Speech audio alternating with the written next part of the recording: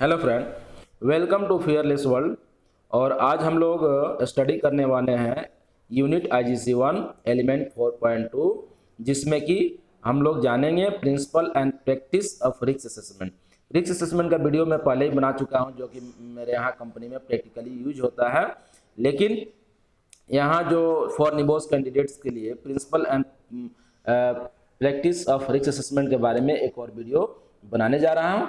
तो जिसमें risk assessment केवल ऐसा नहीं कि हमारा अपने आप करते हैं, ये एक लीगल रिक्वायरमेंट है किसी भी कंपनी के लिए। जैसे कि ILO convention C155 article 15 impose a duty to ensure workplace is so far as reasonably practicable without risk to employ. मैंने आपको ILO कन्वेंशन C155 के बारे में बता चुका हूं, जिसमें आर्टिकल 5 में ये बातें कहता है कि जहां तक हो सके वर्क प्लेस जो है सेफ होना चाहिए, जहां तक प्रैक्टिकल हो वहां तक सेफ होना चाहिए। तो कैसे मालूम चलेगा कि सेफ है कि नहीं, या रिस्क लेवल क्या है, ये कैसे मालूम चलेगा? खाली केवल कहने से मालूम तो नहीं चलेगा कि यहाँ पर रिस्क कम है, यहाँ रिस्क ज़्यादा है। तो उसका कुछ प्रूफ होना चाहिए कि आपने रिस्क वहाँ पे कम किया या रिस्क कम है। तो कुछ इस तरह का वर्क होना चाहिए जिससे कि सभी लोग ये जाने कि हाँ रियली में यहाँ पर रिस्क कम है। तो इसके लिए डॉक्यूमेंटेशन तो एक होना चाहिए, उसके लिए रिस्क असेसमेंट होता है। और रिस्क असेसमेंट जो है सबसे उसके ऊपर पहले जानते हैं कि रीजनेबल प्रैक्टिकेबिलिटी मतलब क्या होता है। तो इसके मतलब ये होता है कि balance of cost versus risk of harm, यानी कि बैलेंस ऑफ कॉस्ट, या ऐसा नहीं कि अगर कॉस्ट ज़्यादा लगा के रिस्क कम कर रहे हैं तो प्रैक्टिकल नहीं है, क्योंकि आपको बेनिफिट नहीं होगा। तो जितना मतलब कि प्रैक्टिकल हो उतना रिस्क को कम करना है, यानी कि balance of risk versus risk of harm, ये दोनों को ध्यान देना है। यानी कि बैलेंस भी मेंटेन रहे, यानी कि जो कॉस्ट हम उस पर खर्च कर रहे हैं रिस्क को कंट्रोल करने के लिए वो भी मेंटेन रहे, और रिस्क ऑफ हार्म यानी कि जितना रिस्क को कम कर रहे हैं ये भी मेंटेन होना चाहिए, मतलब बैलेंस होना चाहिए। ऐसा नहीं कि रिस्क को कम करने के लिए हम पूरी तरह से वहाँ पे बहुत सारा कंट्रोल मेजर लगा दिए लेकिन उससे बेनिफिट नहीं होगा, तो वो कंपनी वाला कोई भी उतना कंट्रोल मेजर्स को अप्लाई नहीं कर पाएगा। और cost is time effort and money, यानी कि जो हम कॉस्ट है वो टाइम इफोर्ट में मनी को मतलब कंपेटिबल होना चाहिए। और बेसिक ऑफ रिस्क असेसमेंट जानते हैं, तो सबसे पहले जानते हैं बेसिस ऑफ रिस्क असेसमेंट में सबसे दो चीज यूज होता है यहाँ पे, एक हजार्ड्स एंड रिस्क। तो हजार्ड्स और रिस्क में क्या डिफरेंस है आइए जानते हैं।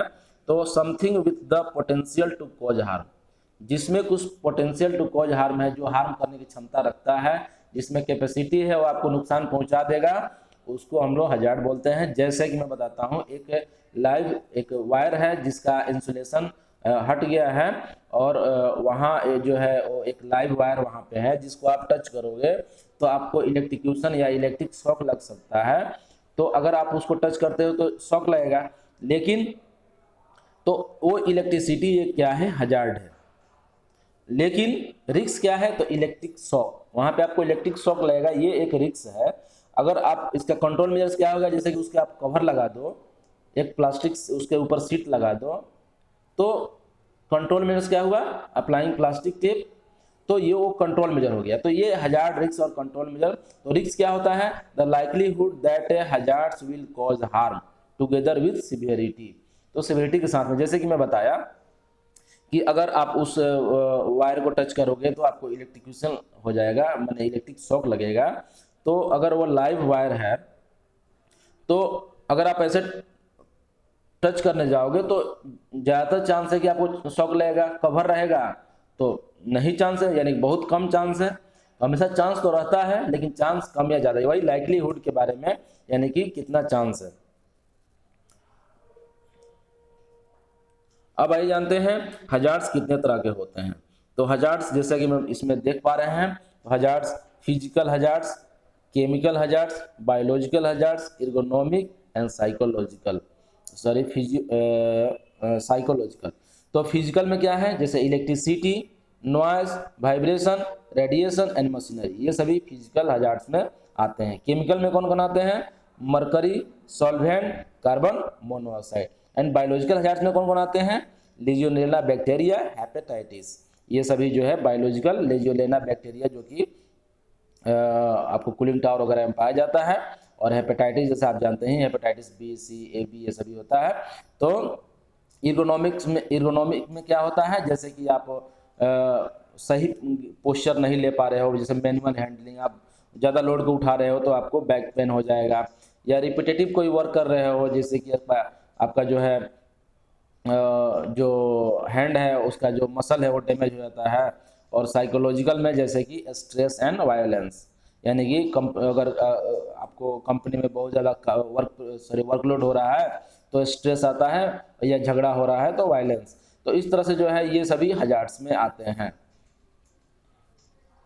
ऑब्जेक्टिव ऑफ रिस्क असेसमेंट, आखिर रिस्क असेसमेंट करते क्यों हैं? तो रिस्क असेसमेंट करने का रीजन होता है prevent death and personal injury. Personal injury और डेथ को ये कंट्रोल करता है। वो other types of loss incident, किस तरह लॉस इंसिडेंट को कंट्रोल करता है। Breaches of statute law which might lead to enforcement action and prosecution, यानी कि ये किसी उस कंट्री में किसी तरह का लॉ है उसको ये ब्रीच करने से रोकता है। यानी कि जैसे मैं पहले दिखाया कि ये हर कंट्री का या ये ILO का भी रिकमेंडेशन है कि आपको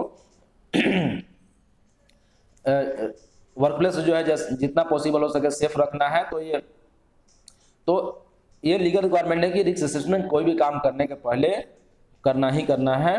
और the direct and indirect cost that follow on from accident, और ये डायरेक्ट और इनडायरेक्ट कॉस्ट को ये कंट्रोल करता है। मैंने डायरेक्ट और इनडायरेक्ट कॉस्ट को पहले ही बस समझा चुका हूँ, तो ये उसको वहाँ पे कंट्रोल करता है। अब आइए जानते हैं टाइप ऑफ इंसिडेंट, यानी कि इंसिडेंट के कितने टाइप होते हैं। तो इंसिडेंट ये सभी इंसिडेंट में ही आते हैं। पहला जैसे एक्सीडेंट। एक्सीडेंट मतलब क्या? जैसे कोई ऐसा इंसिडेंट जिसमें किसी तरह का इंजरी हो गया तो उसको एक्सीडेंट बोलेंगे। इंजरी इंसिडेंट जिसमें किसी इंजरी हो गया। डैमेज ओनली एक्सीडेंट जिसमें ऐसा इंसिडेंट इसमें केवल डैमेज हुआ।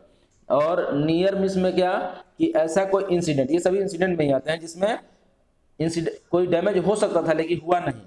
और डेंजरस ऑकरेंस जैसे उसमें कोई इंसिडेंट नहीं हो, जैसे कि आपका क्रेन का हुक टूट जाना या सीलिंग टूट जाना, ये सभी, या क्रेन का कोलैप्स हो जाना, कोई किसी तरह का एक्सीडेंट नहीं हुआ लेकिन ये सभी डेंजरस ऑकरेंस में आता है। और वर्क रिलेटेड इल हेल्थ, जैसे कि कोई आपको डिजीज वहाँ पे हो गया, कोई बीमारी जो है हो गया, जैसे कि कैंसर है या एस्बेस्टोसिस है या किस तरह का कार्सियोजेनिक रोग है, मतलब वर्क रिलेटेड किसी तरह का इल हेल्थ हो गया, तो ये सभी जो है वर्क के रिलेटेड इल हेल्थ में इंसिडेंट के अंदर आते हैं। तो इंसिडेंट का यहाँ 6 पार्ट हो जाता है। एक तो एक्सीडेंट हो जाता है, और इंजरी इंसिडेंट जिसमें इंजरी थोड़ा होता है, damage only accident, near miss, तो इस तरह से। तो ये सभी वर्ड का आगे यूज करेंगे, आपको इसको थोड़ा यहाँ पे केयर करने की आवश्यकता है। तो आइए देखते हैं व्हाट इज डिफरेंस, मतलब रिलेशन बिटवीन इंसिडेंट टाइप्स में। जैसे कि ये एक स्क्रैप होल्डिंग पे एक लूज मटेरियल रखा गया है, ब्रिक्स को रखा गया है जिसमें कोई मटेरियल्स गार्ड नहीं लगे हुए हैं, यहाँ पे मटेरियल का कोई गार्ड नहीं लगा हुआ है। तो ये क्या है, ये चांस है कि ये वहाँ से नीचे गिर जाए, तो इसको बोलते हैं हजार्ड। ये हजार्ड है। और ये यहाँ पे 1-2 ब्रिक गिर गया लेकिन इस व्यक्ति को यहाँ पे किसी तरह का इंजरी नहीं हुआ, तो ये आता है नियर मिस में। लेकिन यहाँ पे यही ब्रिक्स जो है इस व्यक्ति के ऊपर गिर गया तो इसको इंजरी हो गया, तो इसको बोलते हैं इंजरी। तो ये डिफरेंस है नियर मिस एंड इंजरी में। अब आइए जानते हैं Frank bird accident triangle. Frank bird accident triangle क्या होता है? तो फ्रैंक बर्ड एक इस पे उन्होंने काम किया, जिसमें उन्होंने क्या किया, एक वर्क प्लेस को लेके वहाँ पे बहुत सारे इंसिडेंट को नोट किया।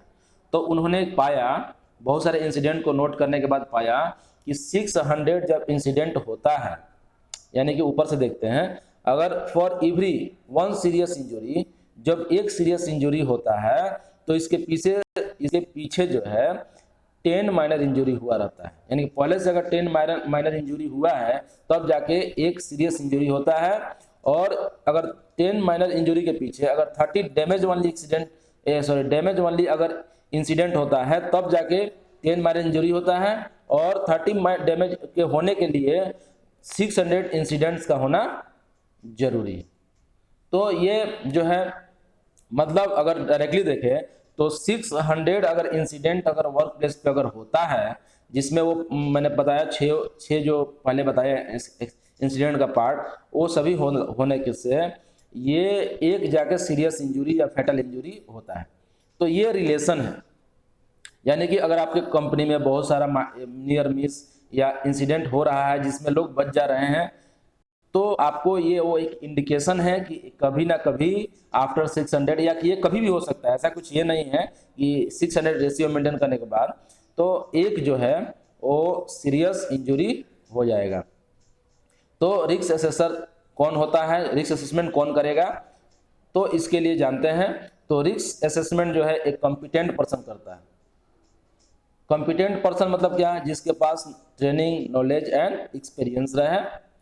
अब team approach is beneficial, worker familiar with task, worker जो है टास्क से फेमिलियर है। Health and safety specialist, technical specialist और लाइन मैनेजर और worker safety representative. Suitable and sufficient risk assessment होनी चाहिए, यानी कि ऐसा नहीं रिस्क असेसमेंट जो है सुटेबल ना हो। तो इसके लिए state the name competent of assessor, उसका नाम, identify significant hazard and risk, ये करना है।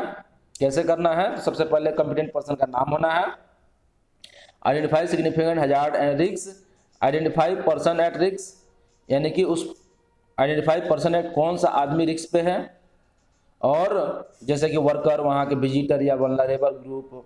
Evaluate effectiveness of current control measures, जो वहाँ पे करेंट कंट्रोल मेजर्स हैं इफेक्टिव है कि नहीं, इसके बारे में इवेलुएट करें। आइडेंटिफाई एडिशनल कंट्रोल मेजर्स, कौन सा एडिशनल कंट्रोल मेजर्स लगा के उसका रिस्क लेवल जो है लो पे लाया जा सके, इसको आइडेंटिफाई करना है।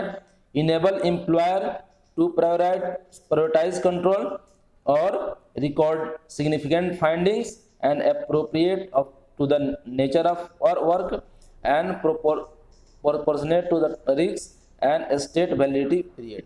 तो इस तरह से जो है, तो आइए जानते हैं। तो there are 5 step of risk assessment. Risk assessment का 5 स्टेप होता है।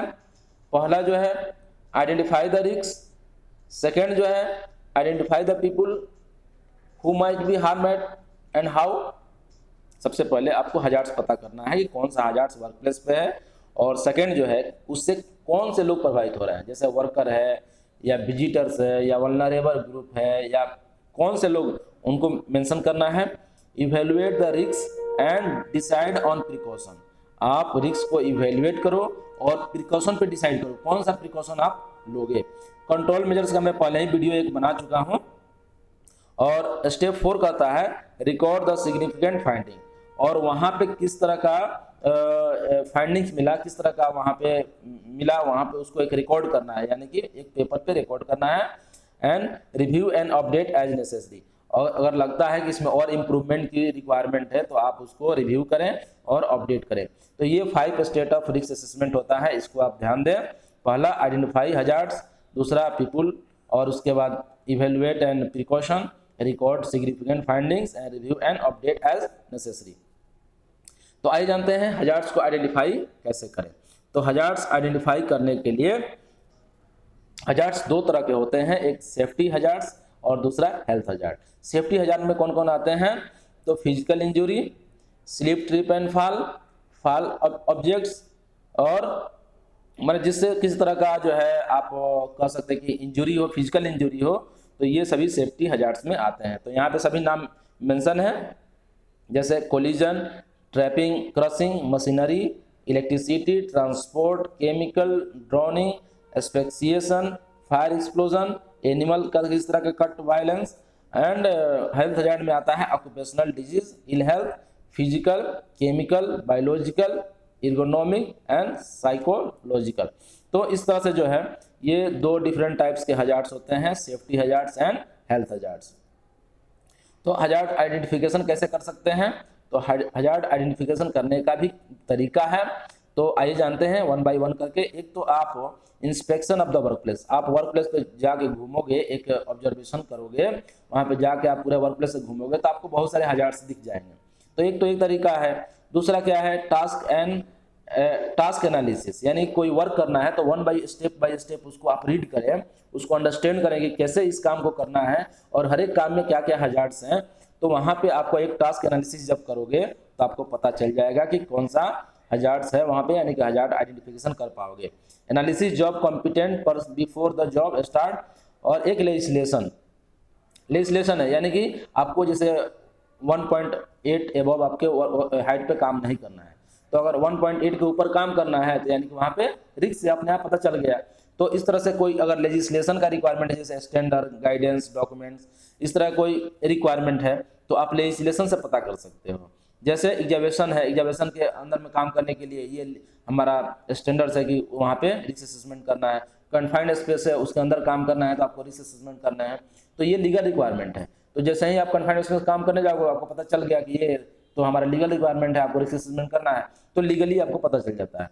मैन्युफैक्चरर्स इंफॉर्मेशन, जब आप किसी मशीनरी वगैरह पर काम करते हो तो वो मैन्युफैक्चरर जो कैटलॉग देता है उसमें बताता है कि यहाँ पे इस तरह का हजार्ड्स है, तो आपको अगर इस तरह काम करना है तो यहाँ पे ये हजार्ड्स है, तो आप कोई मैन्युफैक्चरर इंफॉर्मेशन से आप पता कर सकते हो। इंसिडेंट डेटा, अगर आपके कंपनी में बहुत सारा एक्सीडेंट हो रहा है किसी प्लेस पे, तो इस तरह का आप वहाँ पे आपको एक्सीडेंट बुक है तो उसको देख के आप पता कर पाओगे कि यहाँ किस तरह का हजार्ड्स है। अब आइए जानते हैं वन बाय वन करके कि हजार्ड्स आइडेंटिफाई कैसे करें। तो टास्क एनालिसिस क्या होता है, तो इसमें हम लोग ये एक्रोनिम का याद रखते हैं, श्रेडिंग यानी कि एस मतलब आप टास्क को सिलेक्ट करें, उसका स्टेज रिकॉर्ड करें, evaluate risk associated with each stage, develop the safe working method, implement the safe working method and monitor. तो जैसे कि आप इस काम को कर रहे हैं तो सबसे पहले इस काम को सिलेक्ट किए, इसका स्टेज कौन कौन का है, आप जो है वहाँ पे आप ड्रिल को ले जाओगे और ड्रिल को क्या होना चाहिए, तो वो अच्छे से सर्टिफाइड होना चाहिए, पूरी तरह प्रॉपरली मेंटेन होना चाहिए। उसके बाद ड्रिल करना है, ड्रिल करने के दौरान कौन सा, यानी कि स्टेप बाय स्टेप, यानी कि अगर वर्क एट हाइट पे करना है तो सबसे पहले एक्सेस है, आप वहाँ पे काम करोगे, वहाँ पे क्या क्या हो सकता है, फिर आप वहाँ से नीचे आना है। तो इस तरह से स्टेप बाय स्टेप मतलब कि उसको एनालिसिस करते हैं, इसी को क्या बोलते हैं, टास्क एनालिसिस। तो टास्क एनालिसिस करके हम लोग सेफ वर्किंग मेथड को डेवलप करते हैं और इससे हजार्ड्स आइडेंटिफाई होता है। Identify the people at risk. अब सेकेंड स्टेप है रिस्क असेसमेंट का कि identify the people at risk, कौन कौन से पीपुल रिस्क पे होते हैं। तो अगर वर्कर वहाँ पे काम कर रहे हैं तो एक वर्कर और ऑपरेटर तो रिस्क में रहता है, अगर कोई साथ में मेंटेनेंस स्टाफ काम कर रहा है तो वो भी रिस्क में रहता है, साथ में वहाँ पे कोई क्लीनर हाउसकीपिंग वगैरह काम कर रहे हैं तो वो भी रिस्क पे हैं, और कॉन्ट्रैक्टर वहाँ पे अगर काम कर रहा है तो उनको भी रिस्क हो सकता है, कोई विजिटर्स कंपनी में घूमने के लिए आया तो उसको भी रिस्क हो सकता है, और मेंबर ऑफ पब्लिक ऑल्सो ट्रेसपासर, और अगर कंपनी मतलब कि इस तरह का कुछ ऑर्गेनाइजेशन है जो कि पब्लिक में है तो पब्लिक में वहाँ से अगर पास होगा तो उसको भी ये खतरा हो सकता है। तो ये सभी पीपुल जो है रिस्क पे हो सकते हैं, तो depend upon the job requirement आपको वहाँ पे पता करना है किन को खतरा है इससे। वल्नरेबल ग्रुप किसे बोलते हैं, तो वल्नरेबल ग्रुप ऐसा ग्रुप जो इजीली मतलब इंजर्ड हो जाए, इजीली जो है वो मतलब कि इंजर्ड हो जाए, जैसा कि यंग पीपल जिसके पास थोड़ा सा नॉलेज नहीं रहता, उतना एक्सपीरियंस नहीं रहता, ट्रेनिंग नहीं रहता, तो ऐसे पीपल जो है जल्दी उनको चोट लग जाती है, इंजर्ड हो जाते हैं। और न्यू और एक्सपेक्टेंट मदर, ऐसा मदर जो प्रेग्नेंट है तो ऐसे थोड़ा महिला जो है वो इनएक्टिव हो जाती है, तो ऐसे महिलाओं को ज़्यादा खतरा रहता है। डिसेबल वर्कर, ऐसे वर्कर जो इजीली मूवमेंट नहीं कर पाते, डिसेबल हैं, जिनका हाथ पैर नहीं है या जिनका कान से सुनाई नहीं दे रहा है, आँख से दिखाई नहीं दे रहा है, ऐसे वर्कर अगर है, अगर वर्क प्लेस पे हैं तो वो ज़्यादा इंजर्ड होने का उनको चांस रहता है। लॉन वर्कर, जो आदमी अकेला काम कर रहा है, उसका कोई अगर किसी तरह का इंजरी होता है तो उसको कोई देखने वाला भी नहीं रहेगा, तो लॉन वर्कर भी जो है वो वल्नरेबल ग्रुप में आता है। ये चार जो 4 ग्रुप ऑफ पीपल जो है वल्नरेबल ग्रुप में आते हैं। अब आइए थर्ड स्टेप जो है इवेलुएट रिस्क। रिस्क को कैसे इवेलुएट करेंगे, तो रिस्क इवेलुएट करने का एक फार्मूला है जिसको आप याद रखें, risk equal to likelihood into severity. तो लाइक्लीहुड क्या है और सिवियरिटी क्या है, तो इस पे हम लोग आगे डिस्कस करेंगे। तो आइए जानते हैं, it is measure the likelihood of harm occurring and the severity of that harm. तो ये जो है रिस्क आप रिस्क इक्वल टू होता है likelihood into severity. Evaluate the risk, कैसे रिस्क को इवेल्युएट करें? तो रिस्क इवेल्युएट करने का तरीका है एक क्वांटिटेटिव और एक सेमी क्वांटिटेटिव, एक क्वांटिटेटिव और एक semi quantitative. The risk evaluation can be quantitative based on opinion and uses word to describe likelihood and severity, high, medium and low. एक तो जैसे हाई लो, हाई रिस्क है, low risk है, medium risk है।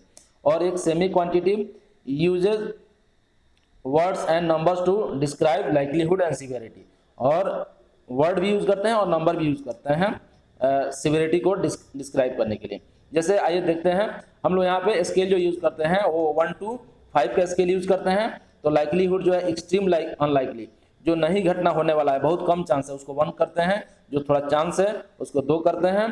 Possible है यानी कि 3 करते हैं, और जिसका लाइकली है उसको 4 करते हैं। इस तरह से 1 to 5 का स्केलिंग करते हैं।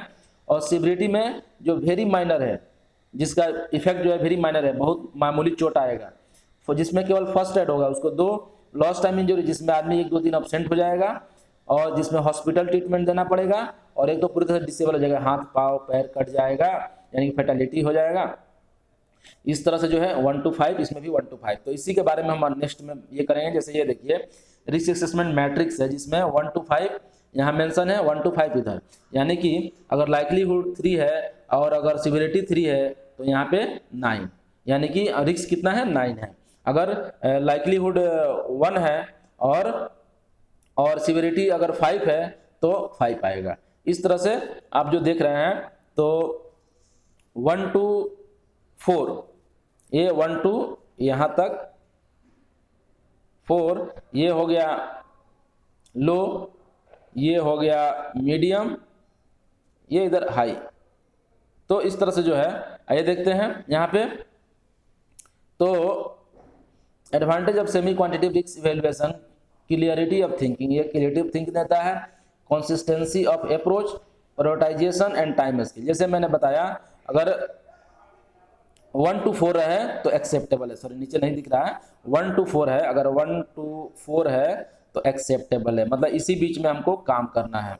तो 1 to 4 में एक्सेप्टेबल, 5 to 9 में tolerable, must reduce below 5, tolerable है लेकिन आपको रिड्यूस करना है 5 के बिलो।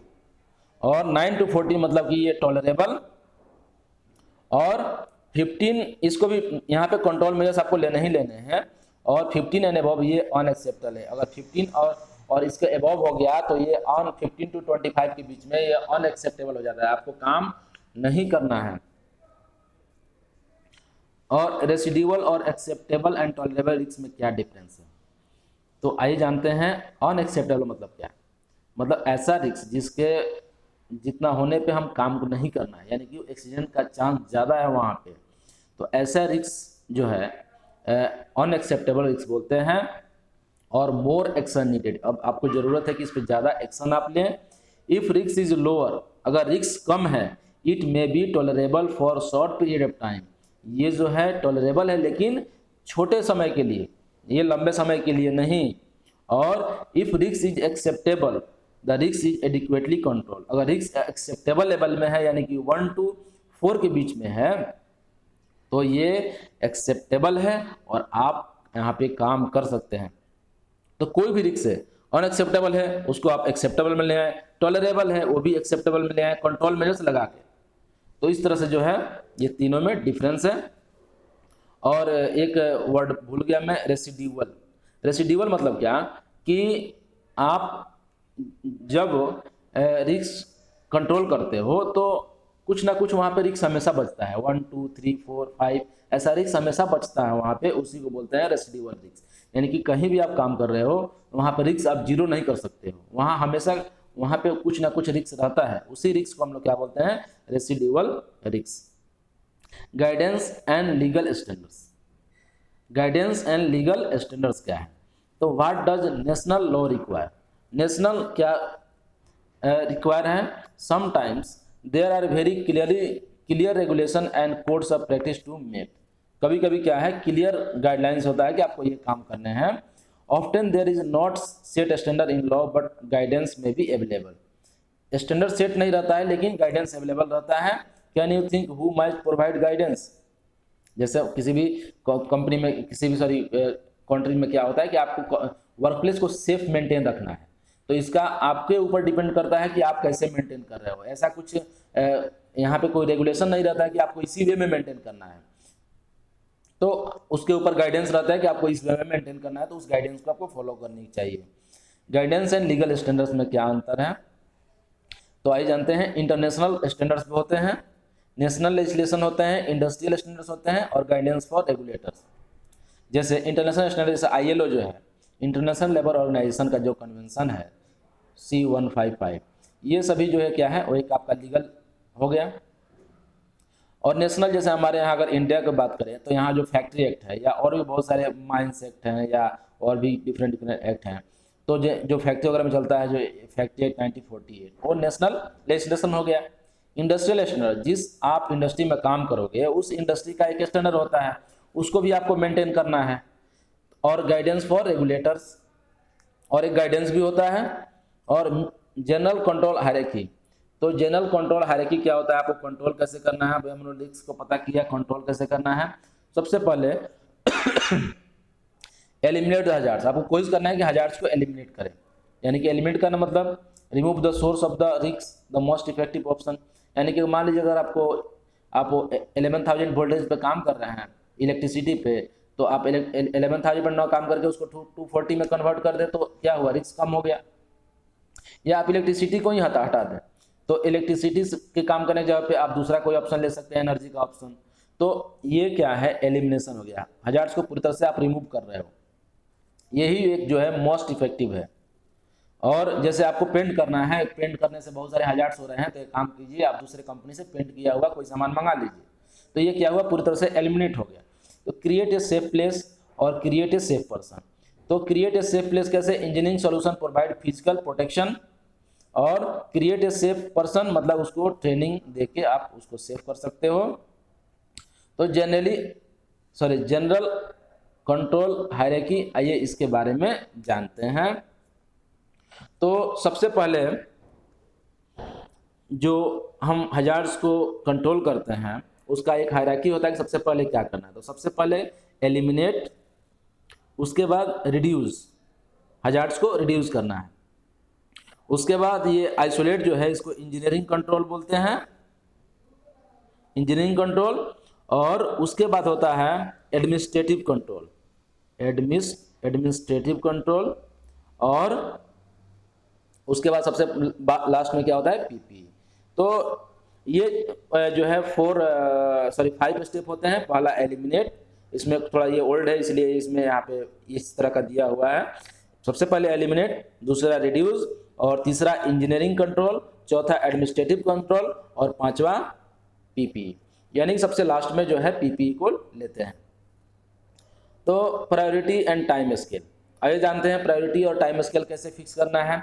तो हाई रिस्क को हाई प्रायोरिटी देते हैं, लो रिस्क को लो प्रायोरिटी।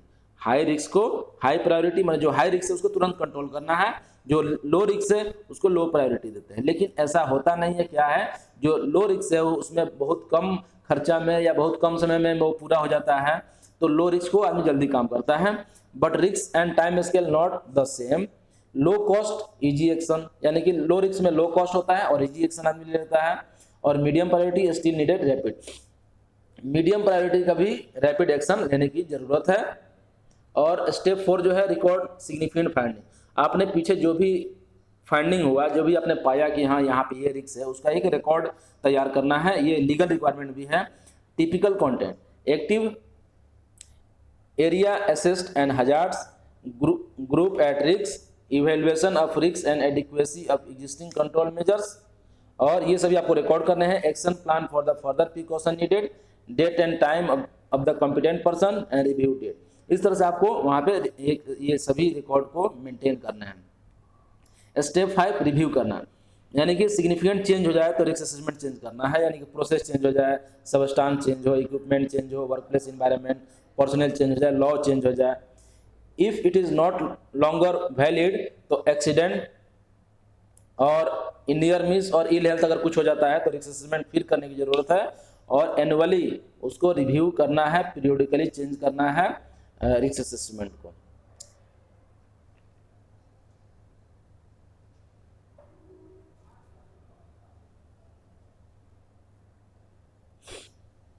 तो आज के इस सेशन में इतना ही। रिस्क असेसमेंट टॉपिक खत्म हुआ और आगे के लेक्चर्स में हम लोग इसके नेक्स्ट पढ़ेंगे।